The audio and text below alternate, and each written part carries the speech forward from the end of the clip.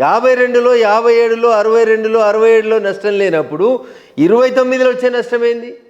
BJP ఎత్తుంది కాబట్టి మనం వ్యతిరేకించాలి. ఇంతకు మించి వేరే మూర్ఖత్వం లేదు అందులో. వన్ నేషన్ వన్ ఎలక్షన్ ప్రజల మీద వ్యయ ప్రసారాన్ని తగ్గిస్తుంది. ప్రతి 6 నెలలకోసారి ఎలక్షన్ కోడ్ పెట్టే బాధ తగ్గుతుంది. ఒకసారి ఎలక్షన్స్ అయిపోతాయి, ప్రశాంతంగా 5 సంవత్సరాలు మీరు పరిపాలించడానికి వెసులుబాటు కల్పిస్తుంది. ఏ రకంగా ఉండొచ్చు ఎలక్షన్స్ అంటే? ఎమ్మెల్యేకి ఎంపీకి ఒకేసారి పడతాయా, లేకపోతే సర్పంచ్లకి జడ్పీటీసీలకి ఎంపీటీసీలకి వీళ్ళందరిది కూడా ఒకేసారి ఉంటుందా? ఏ రకంగా ఉండవు? ఎమ్మెల్యే ఎంపీ ఎలక్షన్స్ ముగిసిన తర్వాత 100 రోజుల లోపల అన్ని స్థానిక సంస్థల ఎన్నికల్ని పూర్తి చేస్తారు. ఇది one nation one election theory. One nation one ఎలక్షన్లో అసెంబ్లీకి పార్లమెంట్కి ఒకసారి అయితే ఎన్నికలు, ఆ తర్వాత గ్రామ పంచాయతీలకి మున్సిపాలిటీలకి మండలాలకి జిల్లా పరిషత్లకు వీటన్నింటికి కలిపి 100 days లోపల ఆ రాష్ట్ర ప్రభుత్వం ఎన్నికలు పూర్తి చేస్తుంది. ఈ రకంగా 2 రకాలుగా జరుగుతాయి. ఒకసారి అసెంబ్లీ పార్లమెంట్కి, తర్వాత స్థానిక సంస్థలకి.